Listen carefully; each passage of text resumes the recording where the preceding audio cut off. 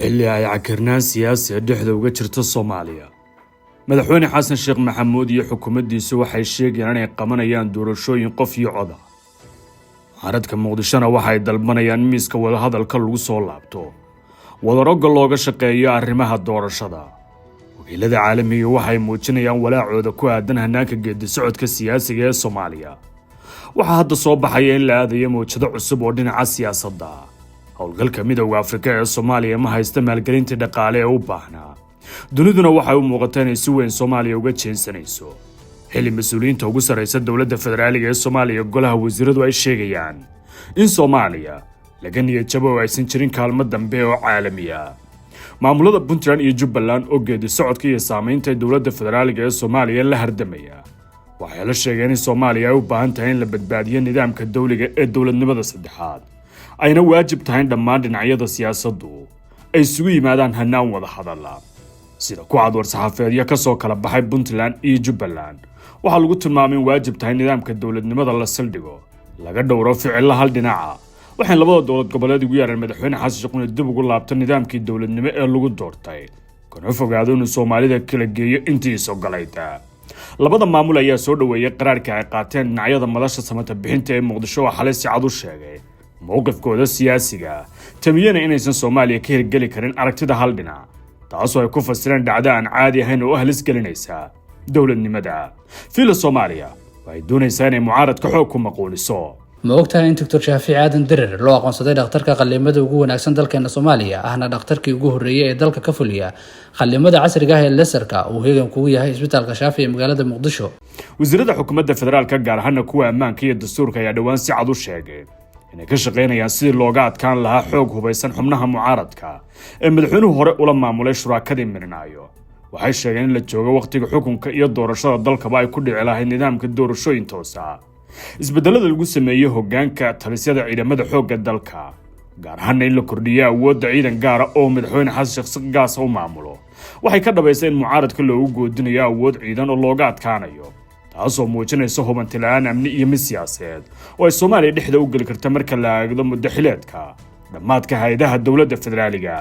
mas'uuliyiinka guddoonka baarlamaanka ayaa u sheegay Gale Media in madaxweynuhu u gudbiyay in dib loo dhigo furitaanka golaha oo kii ugu dambeeyay ay yeelanayeen miisaaniyadana lagu bilaabo ka hadalkeeda meeshaan laga saaran in dhaqaaq siyaasi ama mooshinno la isku dayo, taasoo ay xubnaha guddoonku si xoogan qaybtooda uga shaqeynayaan sida ajendaha madaxweynaha dhab looga dhigi lahaa. madaxweyne Xasan Sheekh ayaa maalmo ka hor u sheegay qaar ka mid ah saaxiibadiisa siyaasadeed inuu qabanayo doorashooyinka degmooyinka gaar ahaan gobolka Banaadir marka la gaaro bisha Oktoobar, una ka adkaanaya mucaaradka aragtida duwan ee isku hayaan arrimaha siyaasadda. tan waxaa lagu fasiray dhacdo muujinaysa in fiila Soomaaliya afka saartay jihada xoogga iyo xabadda oo aan la aqoonin dhammaadkeeda. mucaaradku way digayaan. shirkadda mucaaradka samata bixinta ayaa sheegay in dowladdu ku foogan tahay ficilada dowladnimada iyo heshiiska siyaasiga dhaawacaya midnimada dalka halis ku ah, loona baahan yahay aqbalka kala aragtiduwanaanshaha oo lagu daray in wadatashigu yahay shayga ugu muhiimsan ee ay maanta Soomaaliya u baahan tahay.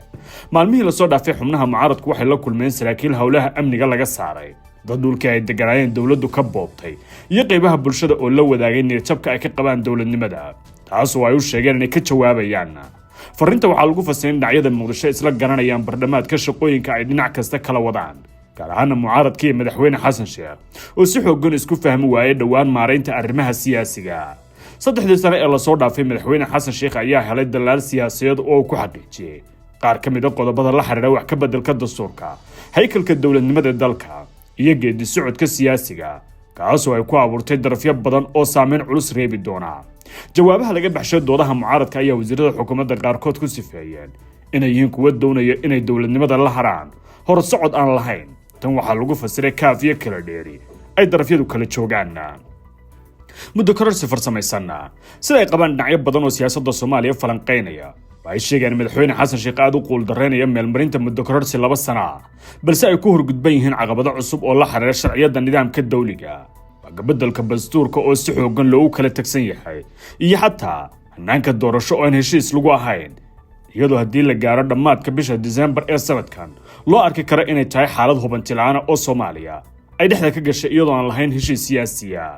shirweyne Soomaaliyeed oo lagu baaqay hal abuur international academy waa fursad waxbarasho heer caalami ah lagana hirgeliyay magaalada Gaalkacyo. Iskoolku waxa uu bixinayaa manhajka UK IGCSE laguna daray quraanka kariimka dhaqanka suuban iyo goobo ilmuhu ay ku nastaan. Way faahfaahin kala xiriir lambarada shaashada ka muuqda.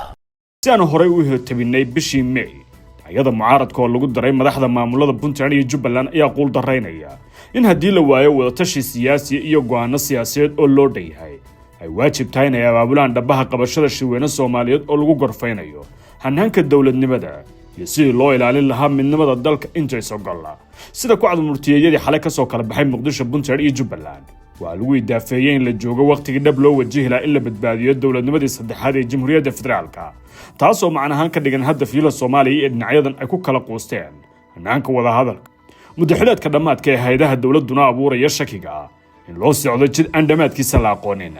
Shirkan wuxuu u baahnaan doonaa maarayn siyaasi ah dhinacyada ka qaybgalaya in la qaaqaano waxa laga dheefayo oo la sii og yahay, waxaana gudaha Puntland yaalla doodo xooggan oo la xiriira in dawladnimada Soomaaliya 40 sano mar la abaabulaa kulamadeedu aysan natiijo badan haynin, taasoo laftirkeedu abuuraysa in jiha cusub ay khasab tahay. xilliga shirkan la qabanayo halka marti galanaysaba wali waxa ka furan wada hadallo ay leeyihiin dhinacyada mucaaradka iyo maamulada ay isku siyaasadda yihiin waqti xaadirkan. waxa qolo kastana ay doonaysaa gudaheeda sida ay masaalixdeeda siyaasiga u xaqiijin lahayd, iyadoo ay xooggan tahay in dhinacyadu ka hor doonayaan inta aan shirka lagu baaqin inay yeeshaan is-aragyo siyaasadeed oo lagu gorfeynayo jihada la aadayo. Puntland oo muuqata inay door adag ciyaarayso. dhinaca Puntland oo fagaaraha siyaasiga arrimaha federaalka si xooggan uga gaabsatay 3 sano ee la soo dhaafay, waxay hadda u muuqataa inay gelayso abuuridda aag siyaasadeed, inkastoo ay gudaheeda ka jiraan doodo xooggan oo hilaadinaya in Soomaaliya lagu daalay ayna tahay dhaba cusub in la aado. haddana war-saxaafeedkii ugu dambeeyay ee Puntland ayaa muujinaya digniinaheeda ku aadan in dawlad dhisku oo halis ku jiro. ugu dambeyn dhammaan dhinacyadani waxay isku raacsan yihiin in la joogo waqtigii dhab loo wajihi lahaa in Soomaaliya iyo Soomaaliya la isku hayo doorasho waqtigeeda ku dhacda la qabto, waxaana tallaabooyinkan ficilada laga eegayaa sida ay darafyadu uga dhabayn karaan. ku soo dhawow Daarul Asnaan Dental Clinic, xarunta daryeelka ilkaha oo tayo sare leh, war farxad leh, adeegyada casriga oo ay ka mid tahay beerista ilkaha ayaa hadda diyaar ah. Hindiya inaad aad uma baahnid Garowe iyo Boosaaso ayaad ka heli kartaa. ilkaha maqan Daarul Asnaan Dental ayaa ku haya hal waar oo caafimaad leh.